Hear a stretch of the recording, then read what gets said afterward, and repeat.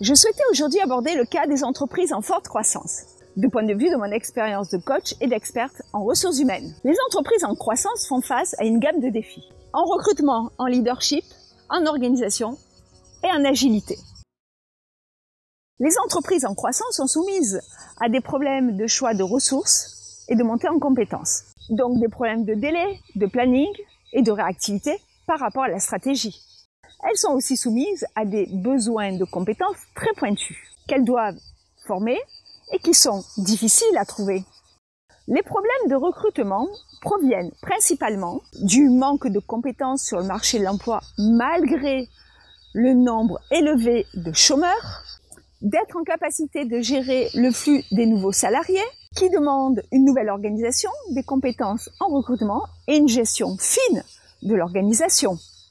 Pour assurer leur recrutement, les entreprises en croissance doivent définir la fiche de poste, regarder en interne s'il y a les compétences ou s'il y a la possibilité de faire évoluer en interne en compétences un collaborateur. Dans certains cas, les collaborateurs motivés veulent évoluer.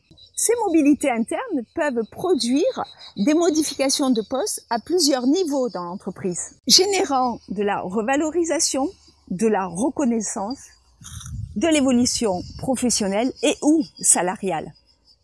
Alors, si vous n'avez pas de compétences en interne, passez-vous de l'humain si la mission peut être passée par une machine. Si le besoin est ponctuel, favorisez la sous-traitance ou des compétences externes. Si la mission est simple, faites appel à un intérimaire ou à une junior entreprise. L'autre solution, c'est d'externaliser vers des cabinets RH, des cabinets de chasse et des entreprises de travail temporaire. Entourez-vous des meilleurs.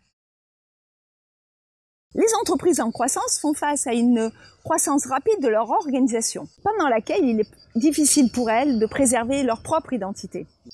Les dirigeants rencontrent aussi fréquemment des problèmes de communication et d'autorité, de manque de charisme et de leadership. Le risque est qu'ils se trouvent isolés et qu'ils fragilisent la relation avec leurs propres salariés. Pour ceux qui sont prêts, je vous rassure, le leadership, ça s'apprend. Le leadership, c'est savoir conduire ses équipes. Pour cela, il vous faut tout d'abord avoir les bonnes idées et une stratégie claire. Savoir vous entourer des bonnes personnes, les moteurs, pour entraîner le reste du groupe. En gros, un bon mental. Mais ça ne suffit pas. Ensuite, il vous faut du cœur, de l'émotionnel pour capter leur motivation, leur ressenti, savoir reconnaître leurs compétences, savoir les encourager, les féliciter pour leur donner envie de continuer.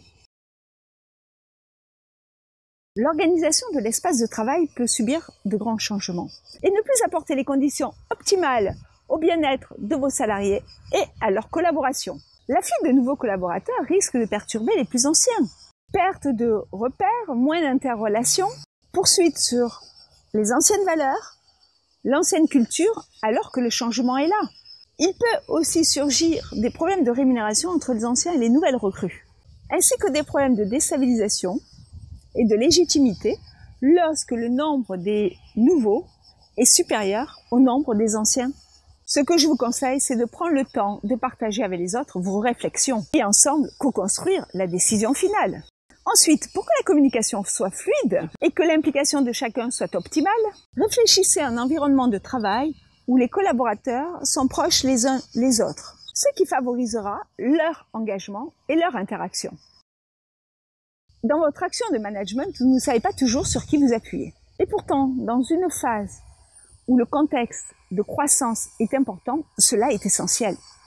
Vous pouvez aussi avoir un manque de connaissances sur les profils comportementaux de vos collaborateurs pour désigner les leaders et les suiveurs. Vous rencontrez aussi des problèmes d'organisation au travail et de rapport humain. C'est aussi une période où le process de décision peut être mis en cause. Tout ceci est compréhensible dans une période de croissance, le surmenage est de mise.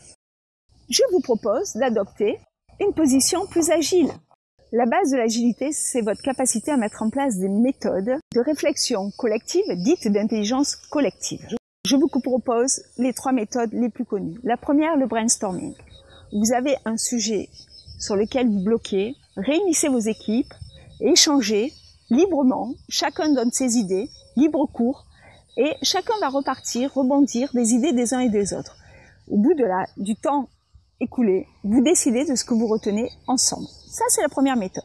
La deuxième méthode, c'est ce qu'on appelle la méthode World Café. Vous avez une problématique ou un sujet à traiter, par exemple trois questions à poser. Je vous invite à l'écrire chacune sur un tableau et vous divisez en 3 votre équipe et chacun va travailler pendant 10 minutes à la première question. Puis il va tourner à la deuxième question, puis la troisième question. Ainsi, au bout de 30 minutes, vous aurez la totalité de votre équipe qui aura réfléchi aux 3 questions. Et vous prendrez encore une demi-heure pour valider ensemble ce que vous retenez de toutes les propositions qui répondent aux problématiques énoncées.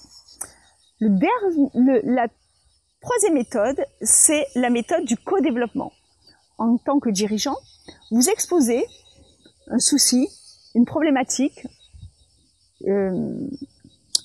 En tant que dirigeant, vous avez une question fondamentale sur laquelle vous devez répondre ou une problématique. Et dans ces cas-là, vous exposez votre problématique.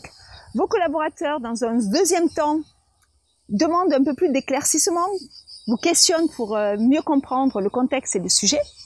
Puis ensuite, dans une troisième étape, ils émettent des hypothèses, à savoir, moi à ta place, voilà ce que je ferais. Donc chacun vous aura donné son idée.